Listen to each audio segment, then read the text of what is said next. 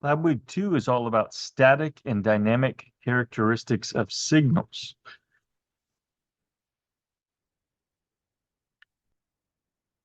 For the agenda this week, we're going to take a look at the measurement systems model where we particularly focus on signals. We're going to review assignment 1, where we did a calibration of our moisture sensor to water height. And then we're going to go over the fluid level on-off control experiment and record demos. We're going to complete that assignment and then also do some post-lab looking at RMS signal processing and Fourier analysis. It's important that you check in with chapter 2 of the textbook, which is focused also on static and dynamic characteristics of signals. The graphic for this lab is here. It's urban farming, or sometimes called smart farming, and or a smart garden. It involves fluid level control using your moisture sensor. What we have here is a scenario where we have rain being caught in some kind of barrel. And that rain barrel has passive inflow into a tank of water in a hydroponic garden. In the tank, we'd like to regulate the fluid level and particularly make sure it doesn't exceed the tank limits. So we have a pump installed and we can turn on and off the pump to regulate the fluid level using feedback from the calibrated water level sensor, the capacitive moisture sensor. We also are going to show how this represents a greenhouse environment, and we're going to simulate environmental controls with a fan and with lights as well. You might think of some applications for this, and simple one is a classroom or educational garden, like a hydroponic garden like this, where we can regulate water level automatically while plants are growing. Or you might also think about a wastewater treatment plant, such as this one here in Potsdam, which is along the river. And imagine on a heavy rain day, the tank gets full and maybe needs to be dumped out to some sort of auxiliary or extra capacity tank. So the lab focus is on signal characteristics. And so if we look at the measurement system model, we have sensors, transducers, signal conditioning, output, control, and calibration. And the information that's processing through that measurement system is the signal, okay? The signal path shown here, highlighted in yellow, from the input all the way to the output. So we'll discuss the characteristics of these signals in a measurement system. We often refer to the shape and form of the signal as a waveform. And that waveform contains the information about the magnitude, so that indicates the size, the input of the input quality, and also the frequency, so indicating the rate of change of the signal. So an understanding of waveforms is important for selection of the right measurement systems and interpretation of the results. Generally speaking, we can classify signals into 3 categories. In this text, we're going to use analog, discrete, time, and digital signals. So analog is continuous in time and in amplitude, and discrete time, imagine sampling an analog signal at specific intervals in time or a sampling rate, and digital, which is the signal is quantized both in amplitude due to an analog to digital conversion and also in time, sampled in time. The signals that we'll be using start out as analog, but actually become digital as they go through the Arduino that's involved here that has an analog to digital conversion that's a 12-bit converter. The analog signal starts out with our capacitive soil moisture sensor, and as shown in the previous lab, there's 2 essentially separated plates on the black tip part of the capacitive sensor, and then there's signal conditioning at the top. What that's really doing is there's a pulse generator that makes a square wave from a 555 timer, and the capacitor itself, the probe, is part of an RC filter that converts that square wave into more of a sawtooth wave, and then a diode that rectifies that signal to an analog output. The 3 pins connector on the IoT maker carrier, one of them is analog input to the Arduino, which then is processed through the appropriate channel in our measurement system. The type of fluid level control that we're going to do today is analogous to what you would see in a home thermostat or environmental control in a building. This is called on-off control. And so we use the signal as a feedback loop, a closed loop feedback control system to regulate the temperature of a room, either with a heater, a furnace, or with air conditioning. So we have a set point that defines the limits and the range of operation, and then some sort of environmental disturbance or a change causes a change of the measured value. An on-off controller is used to regulate a relay that switches on or off an appliance. So this control action is a hysteresis loop defined here at the bottom right with state and action pairs. There's actually four distinct states. So we have the dead band, and essentially that's off and we stay off. And then at some point we're off and then we turn on, and then we're on and we stay on, and then on and turn off. Those are the logic components that we need to include in a fluid level controller, just like we would include in a furnace controller. What that really requires in pseudocode logic at the top right is a set point, an error tolerance, a definition of the error, the set point minus the measured value, and then a nested set of if-then statements or logic. So essentially, if the pump is off, we check the error, and if the error is less than minus the error tolerance, we turn on. Else, we stay off. Else, if the pump is on, then we check the error tolerance, and if the error tolerance is greater than the error tolerance, we turn off or we stay on. And so we capture each of the states of that hysteresis loop for on-off control.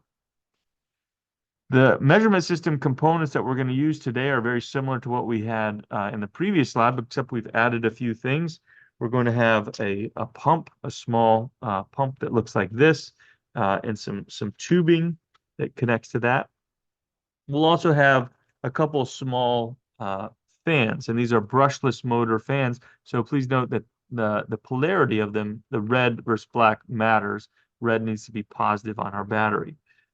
In addition to that, we actually are going to have a tank system on the bench that we're going to put the moisture sensor in and use to regulate water through that. This is an example of what the experiment might look like on your bench. Something similar to this, where we have the Arduino over on the left connected with wires to our tank.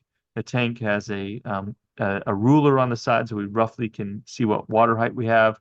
Has a moisture sensor plunged into the tank but fixed, has a fan, a funnel that can catch water passively coming from our rain barrel, and then a tube that pumps water from the pump that's inside the tank out to a separate beaker as needed. So this is what our experimental apparatus looks like. Now this is a test that's actually going to involve Internet of Things concepts, and so we're going to be using a cloud-based system that's Arduino's cloud. And so in this, we'll have various components of the Arduino cloud. One that's called a thing, and associated with that thing, which is our measurement system is the thing, is a sketch. The sketch is the Arduino code. It's C++ code that executes the job that we needed to do to regulate fluid level, and also a dashboard. And the dashboard is one that we'll create with various gauges, plots, relay actuators, switch buttons, and things like that. And associated with that are a set of variables that we'll define as part of the thing with various properties like the range and the type of variable, such as float or int or Boolean, things like that. And all of this is actually part of a course under the Explore IoT Kit course in the Arduino cloud that's called Urban Farming 101.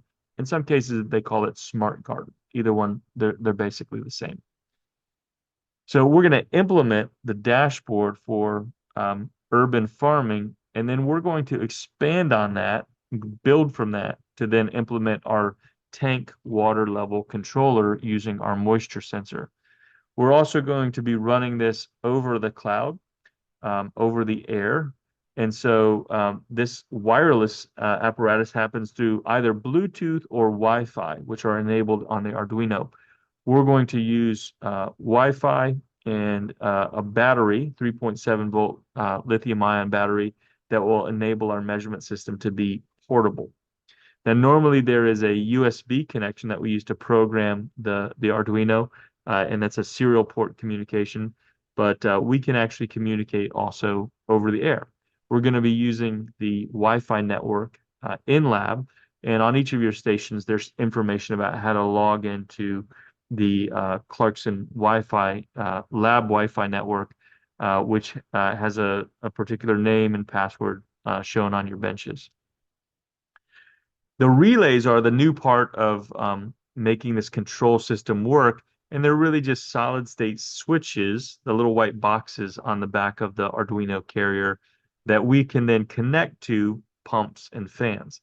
The wiring that we're going to use for the relay is shown here. We're going to be using the normally open terminal and connecting a wire through to the battery clip on the minus side, then another one on the pump side, and then over to the plus side of the battery. So this is what the relay and battery and jumper wires look like. Note also that we have the LEDs on the IoT Maker Carrier acting as another form of a gauge. And so essentially we've set up discrete intervals so that those lights come on and convert from green to red depending on the water level. And then when the water gets too high, you're going to program the the maker carrier to actually buzz as well as an alarm.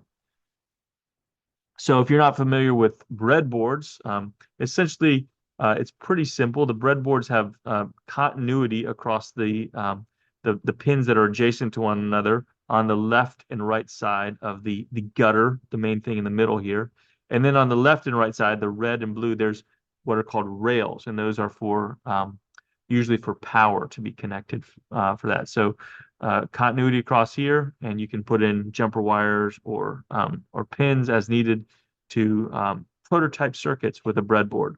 And here is a typical setup of our relay on the right here in terms of the basic schematic, connecting the relays as switches to our battery. To make the dashboard work, we're going to need to mod it. And so we're going to have to add variables. Specifically, we're going to have to add variables for the height set point, and error for the water level. And we're going to include some additional interfaces here, like a slider that's going to be our set point for the water level. When we set this at 1.5, we're hoping that the tank will maintain a height of 1.5 inches. And then we'll also include other things like the height as a graph over time, and other indicators such as this, where we can see the raw moisture reading and then the calibrated height from our previous work, as well as temperature and humidity and light as well. Another version of what that dashboard might look like is shown here. It's just slightly reorganized a little bit. And in this case, we show the set point and we show an error tolerance, 0.25, but we also have our height shown as a multi-series control chart. So you can see here the blue shows the set point and the red shows the current active value. So you can get a sense of how the process varies for your application. In the Arduino Cloud dashboard, this is an example of what the cloud variables look like. And when the Arduino is active and connected, there are values that are shown here. And you can see other things like the name of the device and Wi-Fi connections and things like that. In this interface, once you create a thing with a name here, this one is named Urban Farming. What's actually happening is there's some code that's being written by the Arduino Cloud under the hood and put into this sketch. The sketch always has to be uploaded after being verified to the Arduino itself to reprogram it. And sometimes there's metadata associated with that thing, such as the password for the Wi-Fi in the lab. Now, one thing to note is if you gathered your data from the last lab, you have height and moisture over a range of, say, 0.5 to 2 inches. And if you put a straight line on that, you'll see that it is not quite a perfect fit. This as an example, R squared of 0.833. And we can see that we can improve that by maybe taking the logs of this, which was part of your exercise in the last assignment. If we look at that in a spreadsheet plot here, we can see the several different line series for height by moisture. And in particular, if we look at the log relationship here, we can see that the error is actually reduced quite a bit by using log-log scale as opposed to just the rectangular coordinates for calibration. Now, the moisture sensor calibration that we did in the last lab, we actually plunged using a height gauge down into a beaker of water with our moisture sensor from 0 to 2. But I think what I would recommend here is that for this lab, you might consider redoing that calibration quickly using the ruler on the side of the tank to then look at maybe between 0.75 and 2.5 inches or something like that, what the moisture readout is here. And then you can take a log of those variables, and then you can actually compute a linear relationship. Here is the slope for the log plot and the intercept here. You can see that the error is reduced significantly when we use the log compared to the linear relationship. In your code for implementing the log-log scale from the moisture reading, first you record the moisture value using the analog function here shown. And then the key is this third line down here that actually implements POW, which is just taking a value with a base 10 to an exponent, and then log 10 of our slope and our intercept for our newly calibrated water level to moisture sensor output. Now, we'd like to make a cool indicator that actually also tracks the progress of the tank height with our LEDs. And so we can program that. And here's an example of what that code looks like, where it's green when the water's low, red when it's high, and proportional coloring along the way with a buzzer at the top. You can see we're just setting the colors of the various LEDs here as we go. Here's an example of what the pump that we're using looks like and typical pump performance curves. And then here you'll see when you dig into the lab that there's actually a step-by-step procedure, which I'm going to go over in another video that walks you through how to implement this lab. There's some tips for making the on-off controller work. At the end of the day, this is going to involve some diagnostics, some troubleshooting for you to figure out your solution. I'll be providing a solution as well, and then I'll ask that you end up demonstrating the functionality. But step by step, you want to build your logic where you start by simply operating the fan and the pump with a battery, making sure that they work. Operate the fan and the pump with the cloud dashboard and a switch with no logic, just turn it on, turn it off, and then eventually get to working the control logic where if you have any issues, you troubleshoot them one step at a time. So additionally, we're going to be looking at characteristics of signals and some signal processing techniques in the latter part of the lab, post-lab. One of the things we're going to look at is how to characterize the AC or dynamic portion of a signal with the root mean square, which is just a calculation that looks like this for a continuous or discrete signal, where we take the amplitude of our measurement and square it and essentially sum it or integrate over time to compute an RMS. If you're familiar with a multimeter, that usually you see at the top there, RMS, true RMS meters, and that's the type of signal processing that's done to capture the dynamic AC portion of a signal. And then also we're going to look at periodic signals, which might have sinusoidal form. So for example, if the water level was going up and down, perhaps with the waves in an ocean or some other kind of movement, you can capture dynamic characteristics.